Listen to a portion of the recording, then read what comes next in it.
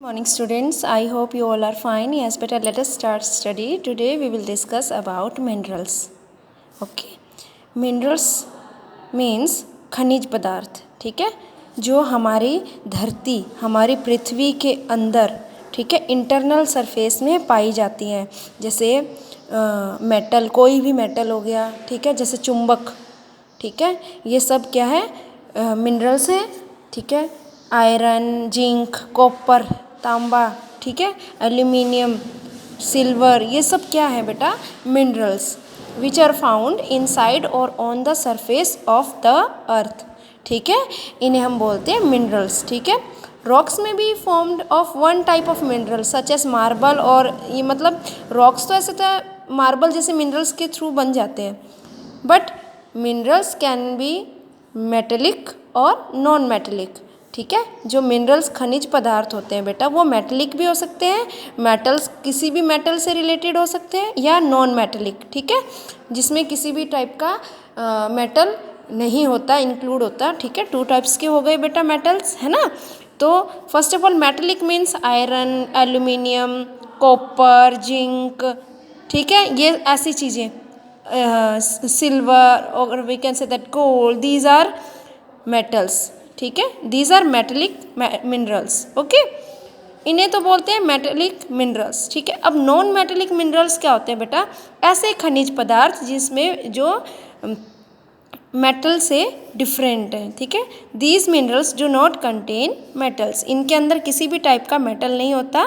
ठीक है, और they are called fossil fuels also, like these are used for generate energy. ठीक है, these non metallic minerals are used to generate energy. ठीक है, energy को जनरेट करने के लिए, प्रोड्यूस करने के लिए इनका यूज़ किया जाता है. Like first one is fossil fuels. Fossil fuels are formed by decomposition of dead and decayed animal and plants. यानी कि ये मरे हुए सी एनिमल्स, ठीक है, और प्लांट्स के थ्रू की वजह से ये बनते हैं. ठीक है, लेकिन ये काफ़ी इनको बनने में काफ़ी लंबा समय लगता है बेटा. काफ़ी लॉन्ग टाइम के बाद ये फॉसिल फ्यूल्स एक कंप्लीट फॉर्म में आते हैं. ठीक है, it is a slow process. ठीक है, जैसे फॉसिल फ्यूल्स के अंदर क्या क्या आ जाता है बेटा, जैसे कोयला, पेट्रोलियम. ठीक है, इनके अंदर बहुत ही हाई लेवल का कार्बन होता है बेटा, बहुत ज़्यादा इनके अंदर कार्बन इंक्लूड होता है. ठीक है, so fossil fuels are formed by decomposition of dead and decayed animal and plants. ठीक है, डेड एनिमल एंड प्लांट्स की वजह से, उनके डिस्ट्रॉय होने से फॉसिल फ्यूल बनते हैं. बहुत लंबा प्रोसेस है बेटा, बहुत स्लो प्रोसेस है. That's why we should consume them properly और we should conserve them. Okay, next one is coal, यानी कि कोयला. ठीक है, कोल इज अ combustible यानी कि substance that can be burn to provide heat and power.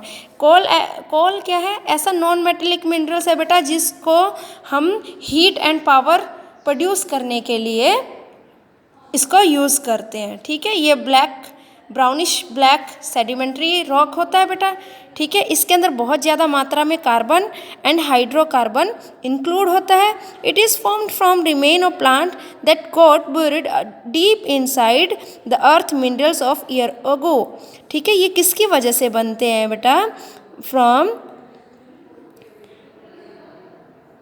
Remains of plant that got buried deep inside the earth, जो earth के अंदर काफ़ी time, long time, million years तक दबे रहते हैं, डिस्ट्रॉय हो जाते हैं उनके अंदर, उनकी वजह से ये इनका फॉर्मेशन होता है. ठीक है, ओवर मिलेनिया यानी कि काफ़ी मतलब हज़ारों सालों due to heat and pressure inside the earth these materials decayed change into coal. ठीक है, हज़ारों साल हीट एंड प्रेशर, जो धरती के अंदर हीट एंड प्रेशर ज़्यादा होने की वजह से जो मटेरियल क्या है, डिस्ट्रॉय होकर कोल की फॉर्म में आ जाते हैं. ठीक है, ठीक है, अब देखो बेटा, coal is used as a fuel. हम इसे फ्यूल की तरह भी यूज़ कर सकते हैं, like for cooking.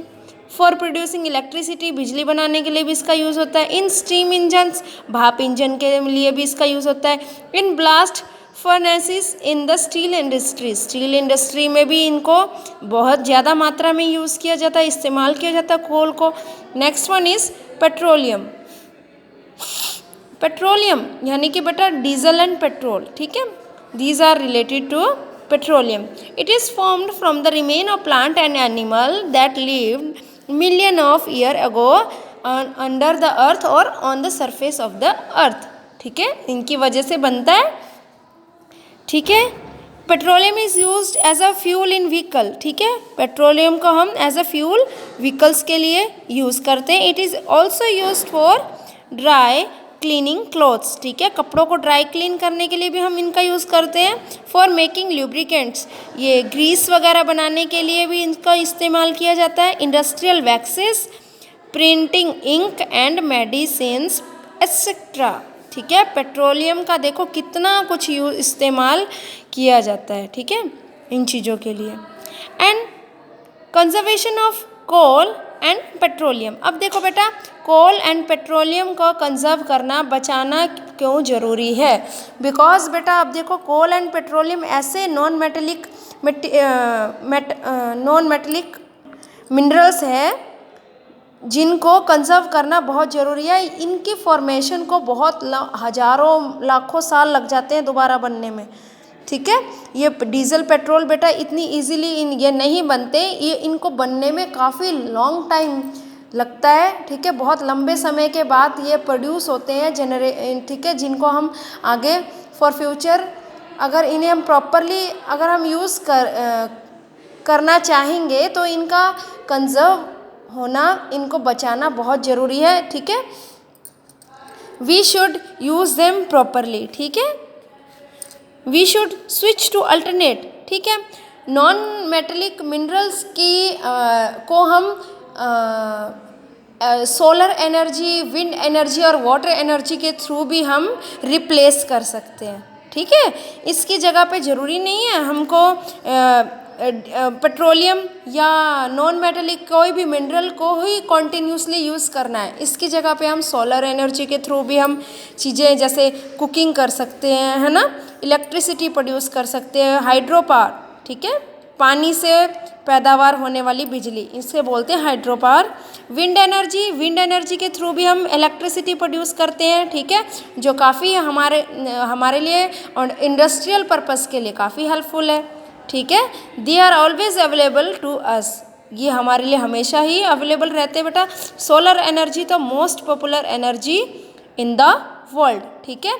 Solar energy ने आजकल क्या है नॉन मेटेलिक मिनरल्स को अच्छे से रिप्लेस कर दिया है, यानी कि आजकल जो है लोग सोलर एनर्जी का ज़्यादा इस्तेमाल करने लग गए हैं, इसका यूज़ ज़्यादा होने लगा है, जिसकी वजह से हम क्या है नॉन मेटेलिक मिनरल्स को कंजर्व कर सकते हैं, बचा सकते हैं, ठीक है। So read this chapter carefully बेटा, ओके, चैप्टर नंबर 6, ठीक है, rock and minerals. Thank you.